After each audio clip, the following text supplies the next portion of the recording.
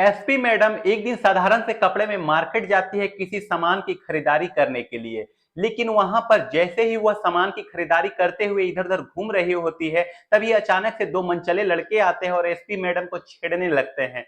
अब स्टार्टिंग में जो एसपी मैडम होती है वह सोचती है कि कोई बात नहीं, गलती से हाथ लग गया होगा, लेकिन उसके बावजूद भी वे अपनी हरकतों से बाज नहीं आते हैं। और इसके बाद जो एसपी मैडम होती है एक लड़के को जोरदार चाटा रख देती है। और फिर उस लड़के को जैसे ही चाटा मारा होता है, उसका साथी जो होता है वह एकदम से एसपी मैडम के हाथों को पकड़ लेता है। इसके बाद एसपी मैडम पलक झपकते ही दोनों लड़कों को धराशायी कर देती है।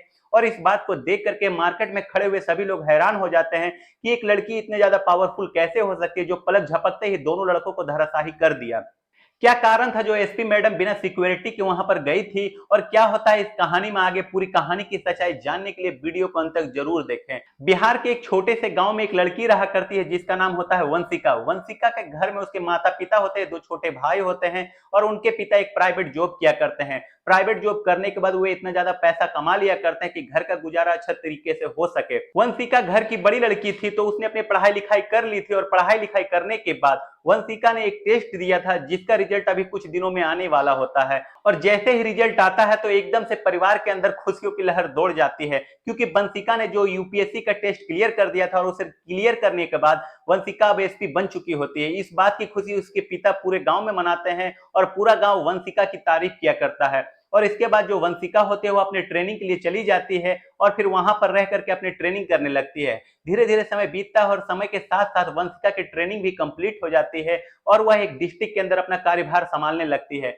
वंशिका बड़ी ही मेहनत और ईमानदारी से अपने काम किया करती थी, और जहां पर भी वह काम करती है वहां पर अपराध को बिल्कुल भी बर्दाश्त नहीं किया करती है। आलम ऐसा हो जाता है कि जहां पर भी वंशिका की पोस्टिंग हुआ करती थी, वहां के जो एक्टिव गैंग रहा करते थे वो अपने आप ही चुप हो जाया करते थे और कोई भी अपराध करने के लिए आगे नहीं आता है। इसी तरीके से समय बीतता है और समय के साथ साथ वंशिका की पोस्टिंग हुए लगभग 3 साल के समय बीत जाते हैं। 3 साल बाद वंशिका का ट्रांसफर एक शहर में होता है। वहां पर जाकर के वंशिका ईमानदारी और मेहनत से अपने काम करने लगती है। वहां पर काम करते हुए एक दिन जब शाम को अपने घर में बैठी होती है तो उसे किसी सामान की जरूरत होती है। वैसे तो वह अपने ड्राइवर को भेज करके वो सामान मंगा सकती थी, लेकिन वह सोचती थी कि क्यों ना खुद जाया जाए और खुद जाकर के इस सामान की खरीदारी की जाए। इसके बाद जो वंशिका होती है अपने ड्राइवर के साथ बैठती है गाड़ी में और मार्केट की तरफ चल देती है। और जैसे ही मार्केट के बाद उसकी गाड़ी पहुंचती है तो उसके बाद वह ड्राइवर से गाड़ी रोकने के लिए कहती है और कहती है कि ड्राइवर तुम गाड़ी लेकर के बेशक से चले जाओ, मैं तुम्हारे पास फोन कर दूंगी और तब तुम आ जाना। तब वंशिका ने साधारण से कपड़े पहन रखे थे और फिर वह अकेले बिना सिक्योरिटी के, बिना ड्राइवर के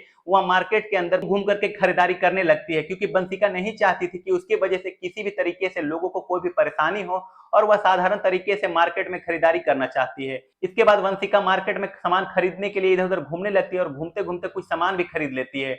और उसे कुछ सामान और चाहिए होता है जिस सामान को खरीदने के लिए मार्केट में वो इधर उधर घूम रही थी। तभी अचानक से एक लड़के का हाथ अजीब तरीके से उसके हाथ को लगता है, और इस बात को देख करके वंशिका एकदम से चौकन्ने हो जाती है। लेकिन फिर वह सोचती है वैसे ही लग गया था, कोई बात नहीं है। उसके बाद फिर वह थोड़ी दूर तक आगे चलती है, तभी दोबारा से वही लड़का एक बार फिर से मैडम को टच करता है। लेकिन इस बार वंशिका चुप नहीं रहती और फिर उस लड़के को पलट करके एक जोरदार चाटा लगा देती है। अब जैसे ही उस लड़का को चाटा लगता है उसके बाद उसके साथ में एक और लड़का होता है, वह एकदम से वंशिका के हाथ पकड़ लेता है। अब जैसे ही वंशिका का हाथ उसने पकड़े थे तो उसके बाद वंशिका जो होती है पलक झपकते ही उन लोगों को धूल चटा देती है और अपनी सेल्फ डिफेंस टेक्निक का उपयोग कर करके उन दोनों को धराशायी कर देती है। अब यह बात जैसे ही बाजार में और लोग देखते हैं तो एकदम से हैरान हो जाते हैं, क्योंकि एक साधारण सी लड़की ने ऐसा क्या किया जो ये दोनों लड़के जमीन पर पड़े हुए हैं। इसके बाद वंशिका अपना फोन निकालती है और फोन निकालने के बाद अपनी टीम के पास फोन कर देती है और फिर उनको मार्केट के अंदर बुला लेती है। अब जैसे ही एक साथ ढेर सारी गाड़ियां आती है तो उन सभी को गाड़ियों को देख करके सभी लोग हैरान हो जाते हैं, आश्चर्यचकित हो जाते हैं। उसके बाद जब उन लोगों को पता चलता है कि ये जो लड़की कोई और नहीं बल्कि यहाँ की एसपी साहिबा है, तो एकदम से उन लोगों के होश उड़ जाते हैं, क्योंकि एक एसपी साहिबा को इस तरीके से लोगों ने कभी नहीं देखा था कि मार्केट के अंदर इतने साधारण तरीके से सामान की खरीदारी करते हुए मिल जाएंगे। इसके बाद जो एसपी मैडम होती है वहां से भीड़ को इधर उधर करती है और उन दोनों लड़कों को हथकड़ी लगा करके पुलिस के साथ बिठा देती है। इसके बाद जो एसपी मैडम होती है वो पुलिस वालों को हिदायत देती है कि इन लोगों का हाथ नहीं लगाना है और इनको आराम से ले जा करके लॉकअप के अंदर बंद कर दो। मैं अभी थोड़ी देर पर थाने पर आती हूँ और वहीं पर चल करके इनसे बात करूंगी। इसके बाद जो पुलिस वाले होते हैं उन दोनों लड़कों को अपने साथ में गाड़ी में बिठा करके वहां से थाने ले जाते हैं, वहां ले जाकर के लॉकअप में बंद कर देते हैं। इधर जो एसपी मैडम होती है वो वहां से अपने घर जाती है और घर आकर के अपने कपड़े चेंज करती है और ड्राइवर के साथ दोबारा से बैठ करके थाने तरफ निकल जाती है। इधर जो लड़के होते हैं वे बड़े ही हैरान और परेशान होते हैं और सोच रहे हैं कि आज ये कहां पर फंस गए हैं। अगर इतनी ही देर में एसपी मैडम वहां पर अपनी गाड़ी से आ जाती है और फिर उनके साथ उनके गनर और फिर ड्राइवर भी होते हैं। अब जैसे ही वे लड़के एसपी मैडम का रुतबा देखते हैं तो एकदम से उनकी हवा टाइट हो जाती है और फिर चेहरे की हवाइयां गायब हो जाती है। इधर जो एसपी मैडम होती है उन लड़कों को बाहर निकलवाती है और बाहर निकलवाने के बाद उनसे पूछताछ करने लग जाती है। कहती है कि हाँ भाई ये बताओ तुम कब से लड़कियों को छेड़ रहे हो और तुम्हारा छेड़ने का क्या मोटिव है और तुम क्या करना चाहते हो इस बात को कर करके।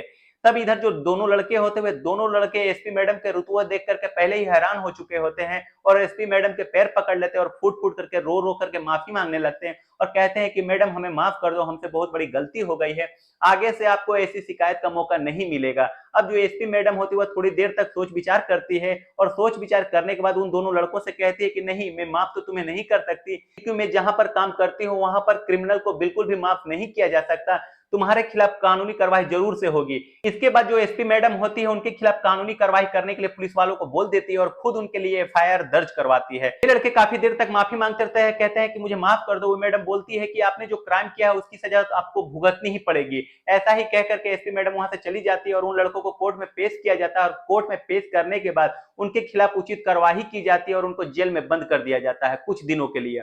और इसके बाद ये खबर जैसे ही वहां के मार्केट में फैलती है तो चारों तरफ सभी लोग एसपी मैडम की वाहवाही करने लगते हैं और कहते हैं कि एसपी मैडम हो तो ऐसी हो, जो मन चले कॉलेजों के सामने खड़ा होकर के लड़कियों को छेड़ा करते थे वे भी अब सावधान हो जाते हैं और उसके बाद उन कॉलेजों पर या मंदिरों पर कोई भी मन चले लड़के जो होते हैं वो दिखाई नहीं देते जो लड़कियों को छेड़ने का काम किया करते हैं, क्योंकि सभी को डर लगता है कि न जाने एसपी मैडम किस लड़की के भेष में यहां पर आ जाए और फिर हम लोग फिर पकड़े जाए। उन लोगों पर जो कार्रवाई की गई थी उसकी ही वजह से वहां के सभी लड़कियां अपने आप को सुरक्षित महसूस करती हैं।